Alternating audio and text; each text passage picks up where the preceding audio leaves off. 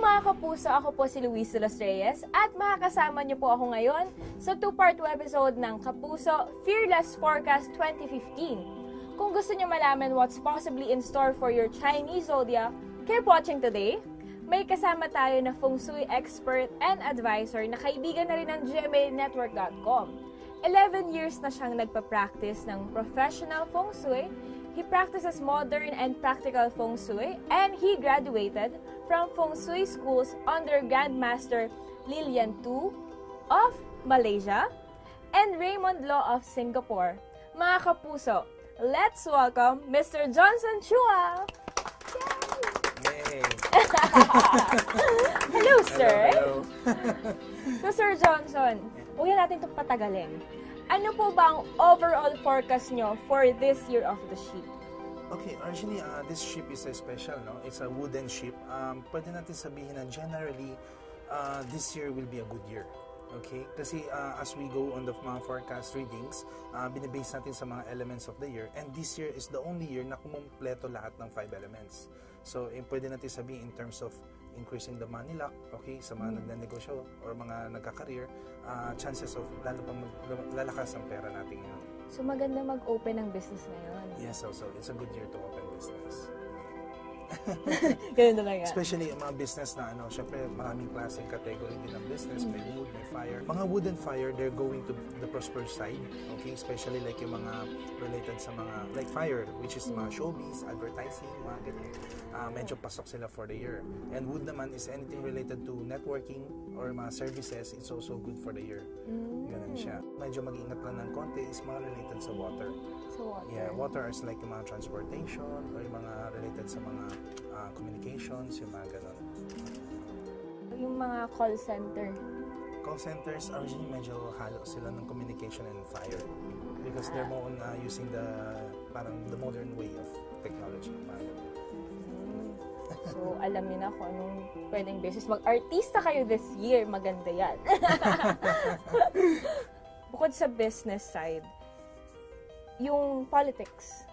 Sa politics naman, okay, kung tutusin as we hope, no, because the 5 elements is complete, as much possible, they need to practice yung harmony for the year. Kasi kung tutusin, one problem about this year is meron tayong binibase sa mga stars, and meron tayong tinatawag na quarrelsome tree, or the number 3 star, na nag-reside siya doon sa center of the flying star chart, na nakakapag-cause, medyo technical nga lang, no? Pero nakakapag-cause ng like a more quarrel, misunderstanding, mga ganon. And syempre, this is a campaign year because next year is our election year na, di ba? Yes. So hopefully lang na mas more sanang fair ang laban. Okay, mas wag lang tayo masyadong aggressive or kasi this year is medyo mahina ang patience sa mga tao. So, dapat maging peaceful lang and patient talaga. Yes, so syempre sa ating din mga kapuso, dapat medyo maging wise din tayo na to know the true colors of every politicians na sino ba yung mga totoo like that, di ba? Huwag tayo magpadala sa showbiz lang. In terms of career po, di ba, meron din mga mag-graduate ng mga students, ano yung mga magaganda nilang pasukin na career? Pag titignan natin kasi for this year, as more do sa wood and fire na related, anything related to more on like recognition, increasing your reputation or level up of your profession mo, ganun, it's good. Okay, so mga career related to mga merong networking, social network, mga ganun, or mga profession related to like yung mga chef, yung mga ganun klase. Kasi cooking, still doing good. Kaya kung napapansin mo, originally yung fire na yan, almost 3 years na eh. Kaya ang dami na ngayon mga nanganganak mga chef.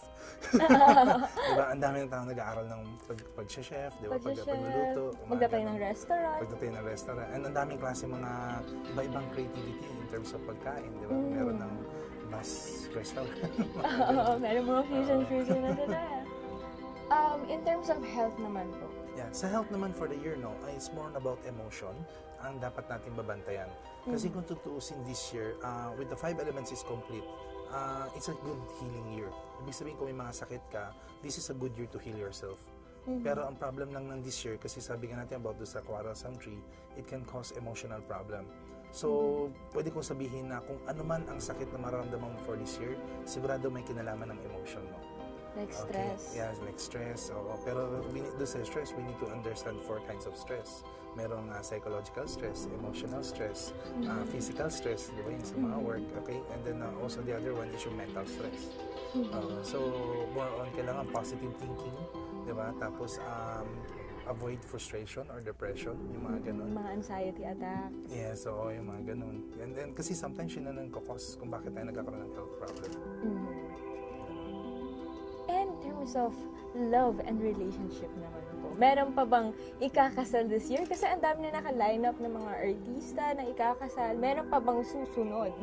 Yeah, originally, pwede ko sabihin yes, no? Kasi this year, sobrang lakas yung love luck energy. Okay, so chances not only sa mga artista, kundi also sa mga other well-known personal, mga ganyan. This year, it's a very good year para to get married. Ganun siya. And not only sa marriage, and also sa mga single person na wala pa, chances of this year, also it's a good year, mahanap nila yung mga right partners nila. Oo, kaya minsan, yun one Positive good thing. thinking. Law of affirming. In terms of money naman po, paano yung pasok ng pera dito sa Pilipinas, yung labas, yung stocks? No. Kung tutusin sa stocks, no, kasi it's a 5-element kompleto siya, we can say na this year is a good year din also to invest, no? Pero yun, sa napag-usapan nga rin natin, mas more gusto natin talaga, we need to see the long-term part than the short-term. Because this is a good year para to prepare for your long-term plans. Ganon. Not only in the stocks, other kinds of investments, basta long-term, it's a good year to start. So, kung sa mga stocks din, syempre medyo tignan din natin kasi this year medyo patok yung mga anything related to wood, fire, and earth. So, mga power supplies, yan, mga chances, mga services, okay, or infrastructure, mga ganon. And then the wood is also yung mga related to the mga networking or the mga communications, yung mga ganon. Transportation, medyo mahina sila this year. Ang daming positive this year na pwedeng mangyari. Pero ano po yung mga dapat iwasan ng mga kapuso natin this year? Kung tutusin, ang pinakaiwasan natin is, kasi may kasabihan din tayo na too much good, sometimes it turns out bad. Right? Too much opportunity, we don't know ano yung set natin priority. Right? Kaya minsan ang lagi ko sinasabi, if you want to do it right for this year, you need to have a right understanding of what you want to do and the right intention of what you will do talaga. Okay? And the right action. Right action and moderation sa lahat. Huwag masyadong padalos-dalos. Hindi porket swerte this year. Todo na natin. Invest ka na ng invest, naubos na lahat yung pera mo, di ba? Wala din. Ito po, Sir Johnson. Ano naman po ang fearless forecast nyo for those who were born in the year of the sheep? Para sa mga year of the sheep, no, kasi mostly sabi nila na, uy, syempre taon ko, it's my good year or what, okay?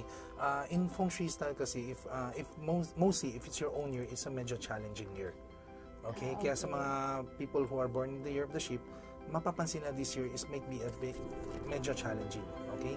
Pero bakit sinabi ko challenging? Hindi ko sinabi good luck or bad luck. Kasi there are people, they need challenge to become good luck. Diba? The more competitor, the more they can level up yung strength nila. Then the more success ang pwede nila makuha. So this year, kailangan medyo maging wise yung mga year of the sheep na yung setting priority and then the right actions na gagamitin. Kasi ang problem din ng year of the sheep this year is medyo mahinang emotions nila. Because sheeps are medyo sensitive by emotion and sometimes ang problem nila medyo matigas ulo.